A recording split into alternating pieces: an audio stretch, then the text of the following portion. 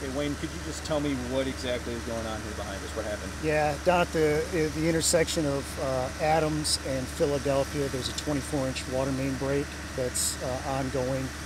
Crews have been responding since this morning, late this morning, to a few hours back to try to get in there, get all the valves necessary to shut down a transmission main like that. Unfortunately, some of the local mains are tied directly into this transmission main, and there's some houses that have services off of it. So it's making it a little bit more challenging to get the water off. These are some big valves, have a lot of turns, plus it's old infrastructure. So they're struggling to get the shut down, but we're getting close. Right now, everybody has water service, water pressure. Water is safe at this point. However, once they do get the shutdown, there will be approximately 100 to 125 homes that will be impacted where the water will be off while they make the repair. At that point, we'll issue boil water for those homes because of the full loss in service. Any idea what caused this at this time? We don't know at this point. We haven't even seen the failure of it yet. We haven't been able to get down to the actual pipe yet because the water's still active in the hole. You know, older infrastructure like this, it could be a crack around on a pipe. It could be a longitudinal split. We've seen situations where top sections of pipe have completely blown off as well. So at this point, we don't know. Have you seen anything like this before? Oh yeah, these types of incidences happened before. Probably something like this, it's been probably about 10, 20, 15 years since we had a big break like this on a transmission main in this particular area of town. Can you put into context what makes this break different than the one we had a few months ago?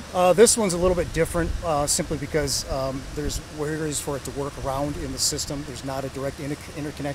Plus, there's ways for the pump station to continue in operations and work around this break, which was what we've been able to do. We've been able to get the pressure around and maintain and sustain a working pressure.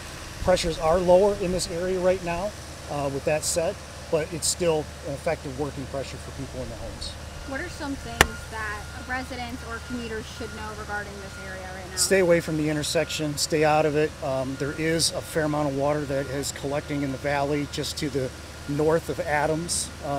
There are some homes that are going to have some water in the basement. There's going to be some cars that are going to be impacted by flooding water in that low area. We're recommending that we're going to have staff go door to door to the properties that are impacted by the water that's flooded down there. Make sure that they know what they need to do in terms of getting a hold of risk management, their insurance, their attorneys, and things like that about the claims process. You mentioned that this main is old or aged infrastructure. Was this a main or water main that the city was already looking to replace in the future? Not necessarily. Not necessarily. We don't have this one in our master plan. It doesn't mean that we can't add it at some point. The city's got over 1,300 miles of water main in our system.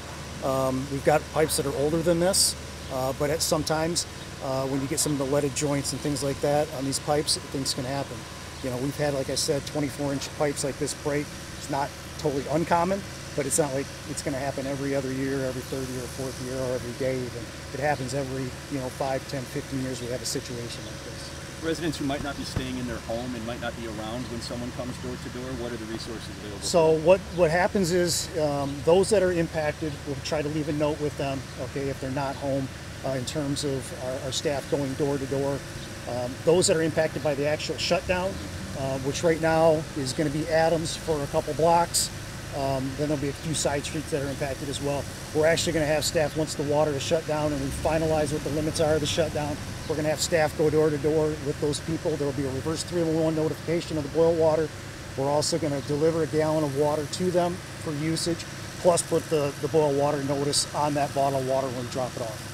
And do you have any idea how much water has flown from the break? Because the water levels looked like they were a lot higher at some point this morning or last night. We've been able to isolate a few valves, which has limited the flows and stuff like that. I can't put a number on the amount of water at this point. It's simply too hard to gauge at this point. Last time this happened a few months ago, the city gave out water at different spots around the city. I know you said that they'll be dropping off jugs, but is that going to be the case again with? We're talking in the neighborhood. That situation impacted tens of thousands of customers. This situation is going to impact maybe 100 to 125. So with the scale of it, it's a lot less, which allows for our staff to be able to go door to door to hit those impacted people. The one before, because of the outage and the pumps dropping offline and a full quarter of the section losing pressure, that one we had to do a boil or a water distribution site. We're not going to be doing that this time. It does not warrant it yet.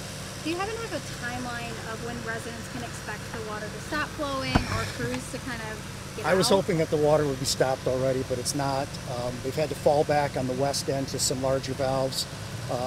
And every time they fall back, it's going to impact more people. So at this point, we're hopeful that we can get it shut off here in the next hour, hour and a half in terms of the water flow. And then it's probably going to take a day or two to get the repair made. And then once the repair's made, then you've got to go through the sample collection process like we did on the previous bills. Will this affect residents' water bills at all? No, there should be no impact on the water bill whatsoever. Nope. And is there any sewage expected to be in this water? No sewage in this water at all. Nope. So just to clarify, right now they're working on getting that water shut off? Yep, we got to get the water shut off, see exactly what the failure of the pipe was, see exactly what we need to replace in the trench in terms of the pipe. Once we have that identified, then we can actually start the repair process. Once we have the repair complete, we'll flush the mains out, clear everything out of it that might be in it in the impacted area. And then once that is set up, we'll get water back to people, but it will be in a boil water for that 100 to 150 people. So I make sure that everybody understands that the current situation is the water is adequate water pressure and the water is safe and has been from the minute we got this in. The difference in calls and stuff like that have come into us. I think I've gotten 3 or 4 calls on this instance, in this situation, versus the one previous one we had hundreds of calls. So this is a totally different situation from what happened on the northeast side. So also the last time, once the water was shut off and the water boil advisory was put in place, there was a time period that was required before the water boil advisory could be dropped. Is that going to be the case again? It will be for the 100 to 150 customers that are going to be impacted. And how long is that time period? We err on the side of caution and go 2 consecutive samples, so that's 48 hours from when the first sample was drawn. Technically, you can get away with, I think, 16 hours in between, if I remember right, from the regulations and stuff like that. So plan on 2 days, 2.5 days or so from when the repair is made. Do you know exactly what time your crews got here and how long they've been here? First call that I got on this was at 4 a.m. It's a difficult time to call people out at 4 o'clock in the morning to get them to respond. But we had crews showing up on site at 5:30. We actually had someone driving the neighborhood looking for a potential main break. They were about 3:30, 3:45 this morning trying to identify the location of it. And that's when I was notified it was about 4 o'clock. How many crews do you have out here? I can't tell you how many we have. I'm guessing we probably have 3 full crews at least. We also have our collection system technicians. They're the ones that handle all the sanitary and stormwater maintenance and things like that in terms of cleaning and make sure there's no backups. We have every single one of them, which I believe is over a dozen, like 15 or 60 of them on site. Those will be the ones that will be going door to door to notify people about potential claims and things like that. They have experience with this. This is what they do on a regular basis. And then later today we'll have staff, once the water is shut down, we'll go door to door with those jugs of water to those that are impacted by the boil water. Severe weather potentially rolling through this area tonight. How's that changing plans? How's that? How are you guys adjusting to that? Well, we can't work in the severe weather. That's a safety issue for our crews and stuff like that. And depending on how many we're out here and how many we have available to us, and when we get this shut down and when we start the repair, obviously we have to do the missed dig requests as well to make sure that there's no other utility or no DTEs on site already checking things. There are some concrete squares that are in the trench that you can see through the water. We want to make sure that there's no gas leaks or anything like that. That's a very important part of the process as well. That usually takes a couple hours to clear emergency missed dig tickets. So we'll have some time in that as well. Is there worry that excessive rain could exacerbate the issue? I don't think so. There's enough water flowing out of that pipe right now that once we get it shut down, as long as people stay clear of the intersection, it shouldn't be an issue. The rain, it might fill up the trench, but it won't be a problem for us to dewater that in the event that we're not finished with the actual repair. How many people are affected? Right now, we're estimating, based on where we're at in terms of our shutdown, about 100 to 150. I'm erring on the side of the high side of that. Right now, the people that we know of that are going to be in the shutdown are along Adams, which is very few customers that are tapped into this main on Adams. That's between Sylvan and Calvin. And then Sylvan, there's a stretch of Sylvan from Boston to Adams. Philadelphia from Boston to Adams, I think, is impacted as well. And then we're looking at possibly another street on the west end of this bridge. I mean, where do residents go for updates? We're going to try to do our best on social media and stuff like that. We're going to make sure that we have regular updates going out to the media. I'll work with Steve to make sure, from our comms office, to make sure that when the water's off, we dewater and we started the repair, we'll let people know. It's going to be an inconvenience.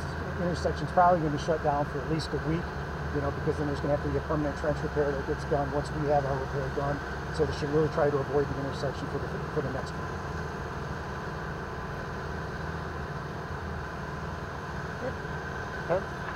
Perfect. Thank you so much. Yeah, thank you, Wayne.